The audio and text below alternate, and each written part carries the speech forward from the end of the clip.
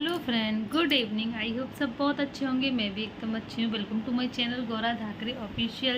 And जो भी मेरी वीडियोस पहली बार देख रहे हैं, प्लीज़ मेरे चैनल को सब्सक्राइब कर लेना और बेल आइकन को भी प्रेस कर देना ताकि आपको वीडियोस मैं डालूँ तुरंत नोटिफिकेशन मिल जाए। तो वो देखिए, मैं घर पर रह के आई हूँ तो ये कैसे स्पॉट से हो गए हैं, ये और यहाँ पे थी बिल्कुल भी नहीं थे, वहाँ पे हो गए हैं। तो जा रहे हैं हम अपनी मौसी के घर पे, मौसी जी के घर पे, क्योंकि उनकी हुआ है नाती, तो उनके यहाँ पे दावत है। तो इसीलिए जल्दी जल्दी सारा काम किया था, क्योंकि लाला 11 दिन का हो चुका है तो उसके तगा बंधेगा आज। तो ब्लॉग काफ़ी लेट आ रहा है क्योंकि लाला हो गया है 1 महीने का। तब से मैंने ब्लॉग डाल ही नहीं पाया है, कभी कुछ इस वजह से कोई कभी एडिट नहीं हो पा रहा था, कभी कुछ। तो यहाँ पे लवी रोने में लगी हुई थी क्योंकि मुझे वही कपड़े पहन के जाना है जो नानी के घर से लेके आए थे। तो इसको वही वाले कपड़े पहनाया, थोड़े लूज़ लेके आई थी मैं, क्योंकि अगली साल आएगी गर्मी होगी जब तक ये छोटे हो जाएंगे, इसीलिए इतने लूज़ लेके आई थी मैं, क्योंकि अगली साल इसकी आदत है, हमेशा यही प्रॉब्लम होती है कि फिक्स ले आओ फिर अगली साल चलते नहीं है, 1 साल ही चल पाते हैं। और फिर नए नए के चक्कर में पहनाती नहीं हूँ कि फिर पहना लूँगी जब तक लवी के छोटे हो जाते हैं और पैसे हो जाते हैं सारे वेस्ट। तो इसीलिए मैंने थोड़े बड़े लेके आई थी, इसके बहुत लूज़ थे ये, अगली साल अच्छी से पहन लेगी यहाँ पे। तो सारा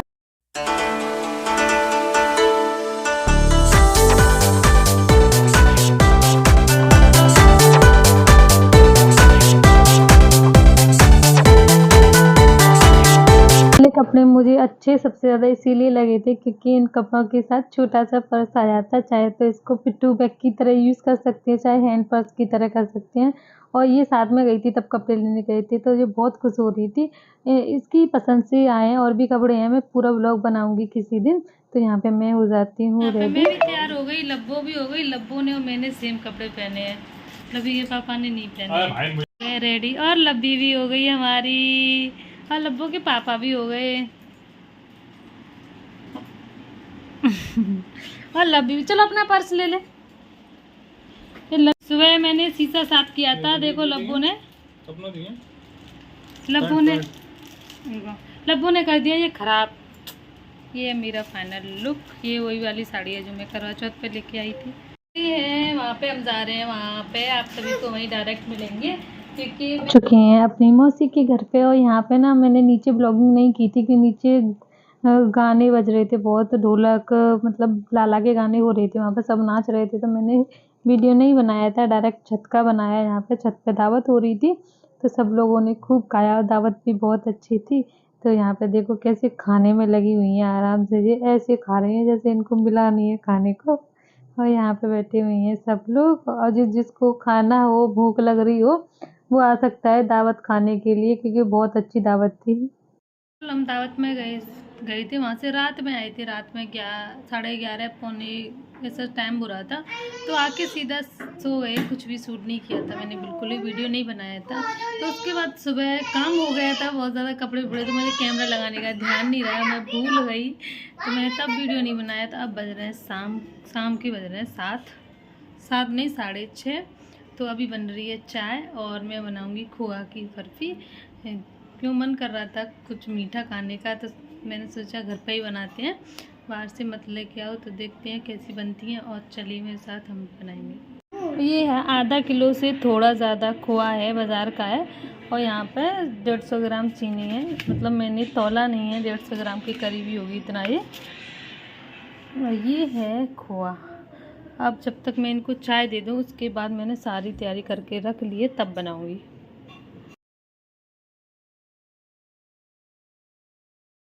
अब आ गई है बारी बर्फ़ी बनाने की पहले स्टेप की, जो कि मैंने खोआ मंगाया है बाज़ार से। और बाज़ार का खोआ हमेशा फ्रीज़ में रखा होता है, इसीलिए ज़्यादा टाइट है।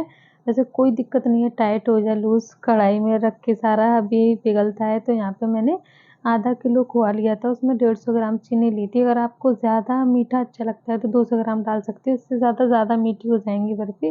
तो यहाँ पे मैंने गैस का मीडियम कर लिया है लो, क्योंकि अगर ये थोड़ा-सा भी लग गया ना तो बर्फ़ी जो है अच्छी नहीं लगेंगी खाने में बिल्कुल भी। तो ये ना धीमी-धीमी आँच में ही करना पड़ेगा बर्फ़ी, क्योंकि सफ़ेद होती हैं, तो सफ़ेद में अगर थोड़ा-सा भी खोआ लग गया नीचे तो काला-काला दिखेगा बर्फ़ियों में, तो बिल्कुल भी अच्छा नहीं लगेगा। तो यहाँ पे मैंने गैस को कर लिया है बिल्कुल स्लो, और साथ में ही डाल दी है चीनी। और पता है पहले मैं सोचती थी बहुत ज़्यादा कठिन होती होंगी, ये कैसे बनाते होंगे, कैसा लगता होगा, लेकिन एक ये बनाई ना सबको इतनी अच्छी लगी, ख़ासकर लवी के पापा को तो बहुत अच्छी लगी थी। और जो दीदी आई थी संगीता दीदी या सोनम दीदी वो तो ये बोल रही थी उनको पहचान में ही नहीं आया था कि घर पे बनी है, कि बाहर से आई थी। जब मैंने बोला घर पे बनाई है तो बोले नहीं तुम झूठ बोल रही हो, घर पे नहीं बनाई है, और वाक़ई में बहुत अच्छी बनी थी। तो देखो बस कढ़ाई में इसको डाल दिया, अब ये अपने आप पिघलता जाएगा और इसको तब तक चलाना है जब तक ये जमने की उसमें नहीं आ जाता है, और जब ये जमने लायक हो जाएगा तो खुद ब खुद पता चल जाएगा। लेकिन सबसे जो ध्यान रखने वाली चीज़ है इस खोआ की बर्फ़ी में वो है इसको चलाना बिल्कुल भी बंद नहीं करना है, क्योंकि थोड़ा-सा भी बंद कर देंगे हम तो बर्फ़ी हो जाएँगी ख़राब, और एकदम मीडियम फ्लेम पे इसको चलाते रहना है, चलाते रहना है। इसमें मैंने साथ में ही चीनी डाल दी थी, आप लोगों ने देखा था, और वो से भी चाशनी बनती है, मतलब चीनी डालेंगी तो ऑब्वियसली आपको पता है चीनी की चाशनी बनती है, तो वो भी इसमें खोआ में मेल्ट होगी, तो चाशनी को भी सुखाना पड़ेगा इसमें ही। तो इसको चलाते रहना है, चलाते रहना है, और आपको पता चल जाएगा कि जमने की स्थिति में आ गई है। तब पता चलेगा जब कि ना कढ़ाई मतलब खोआ छोड़ने लगेगा। और अभी तो इसको 5 से 7 मिनट तक लगातार इसको मीडियम फ्लेम पे चलाना पड़ेगा, तभी जो चाशनी है मतलब जो चीनी की चाशनी बनी है वो खोए में मेल्ट होगी।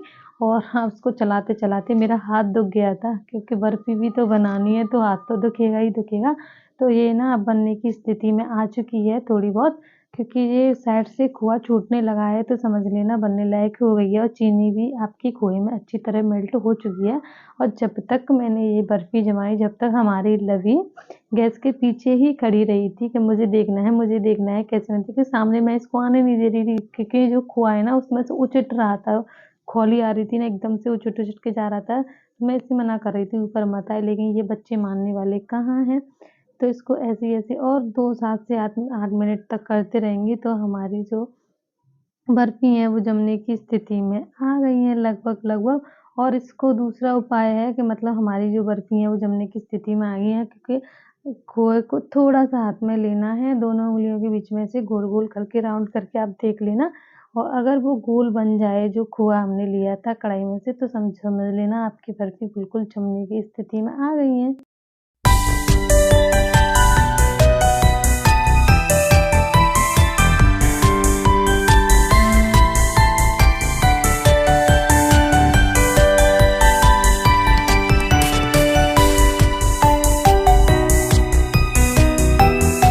तो हमारी जो बर्फ़ी हैं वो बिल्कुल जमने की स्थिति में आ गई हैं, क्योंकि आप देख सकते हो कचली से अगर ऐसे चला रहे हैं तो नीचे से भी खोआ कढ़ाई से मतलब अलग हो रहा है और साइड से भी हो रहा है। तो गैस को कर दिया है मैंने बंद, क्योंकि कढ़ाई बहुत ज़्यादा गर्म है और थोड़ा-सा खोआ भी ठंडा हो जाएगा, जो हमने बनाया है बर्फ़ी का पेस्ट वो भी थोड़ा-सा ठंडा हो जाएगा। तब तक मैं काट ले रही हूँ काजू और बादाम, सिर्फ़ यही थे, और आप चाहो तो इसमें पिस्ता भी ऐड कर सकते हो, और हो तो, नहीं तो कोई ज़रूरी भी नहीं है। अगर आपके पास काजू और बादाम है वो भी कर सकते हैं, अगर नहीं है तो स्किप कर सकते हो, कोई ज़रूरी नहीं है कि डालना ही डालना है। इससे क्या होता है कि जो हम बर्फ़ी जमाएँगे ना तो उसमें ना डेकोरेट करने के लिए चाहिए होगा, सिर्फ़ इसको देखने में अच्छा लगेगा, इसीलिए तो ये है बर्फ़ी जमाने की ट्रिक। हो तो यूज़ कर लीजिए, नहीं तो आप थाली, प्लेट कुछ में भी जमा सकते हो। ये उस दिन लवी के पापा लेके आए थे तो मैंने सोचा इसमें ही बना लेती हूँ। मैंने कहा था ना बहुत गरम है तो मैंने पकड़ लिया, तो बहुत गरम जल भी गई थी थोड़ी-सी में। तो इसमें लगा लिया है घी थोड़ा-सा, और ये लगाना ही लगाना है, क्योंकि नहीं तो ना नीचे से चिपक जाएँगी जो हमारी बर्फ़ी हैं। तो बहुत गरम था ये जो पेस्ट बनाया था बर्फ़ी का।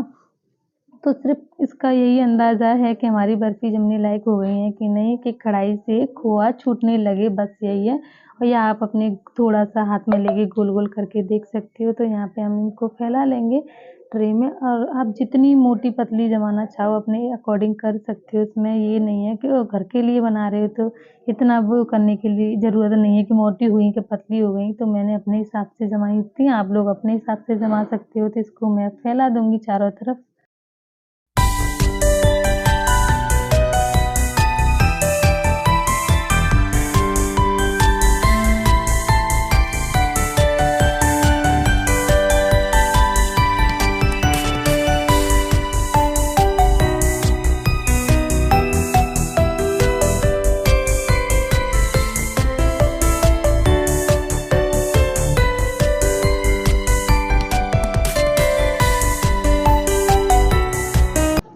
तो ये बर्फ़ी क्या है ना, जो बर्फ़ी का पेस्ट बनाया था वो काफ़ी गर्म था, थोड़ी देर रख दिया था फिर भी काफ़ी गर्म था, तो इसीलिए हम इसको हाथ से फैला रहे थे, तो क्या उँगलियाँ जल रही थी। तो करिश्मा ने किया था देसी जुगाड़, जो चाय पीने वाली छोटी वाली गिलसिया होती है उससे इस तरह से चिकना कर दिया था। और चिकना करना ज़रूरी भी था क्योंकि फिर बर्फ़ी थोड़ी-थोड़ी खुरदरी सी हो जाती है तो अच्छी नहीं लगती। तो यहाँ पे हम डेकोरेट कर देते हैं इसको चांदी की वर्क से। हो तो लगा देना, वैसे दिखने में अच्छा लगता है तो लगा देना, ज़्यादा महंगे नहीं आते हैं, महंगे भी आते हैं लेकिन ये ज़्यादा महंगा वाला नहीं था। तो यहाँ पे इसको हम सजा देते हैं थोड़ा-सा।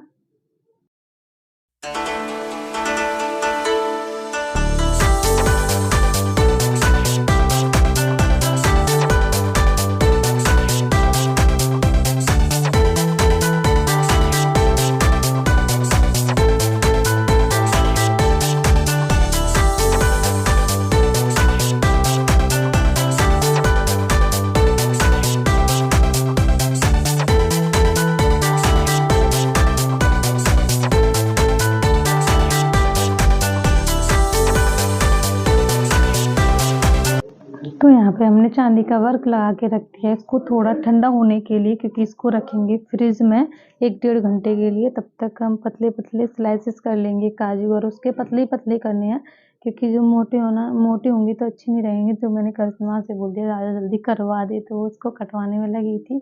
तो यहाँ पे हमने चांदी का वर्क जब गरम था ना तभी लगा दिया था, क्योंकि उसको उसमें मेल्ट तब भी हो जाता अच्छे से। और अभी भी गरम है, थोड़ा ज़्यादा ठंडा नहीं हुआ है अभी ये।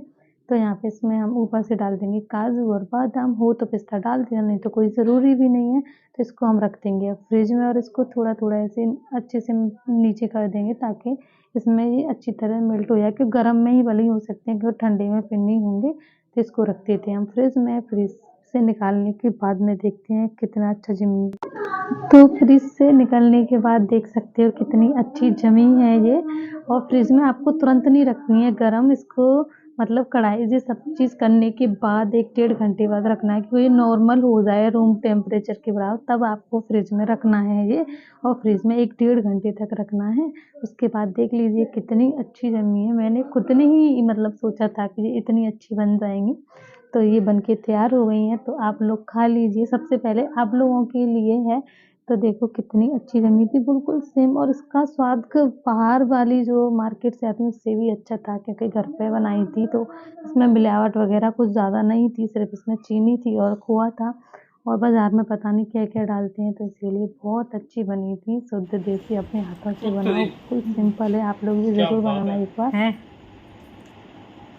खा कर देखो, अच्छी लग रही है, इतनी मीठी सही रही है। बहुत बढ़िया है, हलवाई से ज़्यादा बढ़िया है। इतनी बन गई।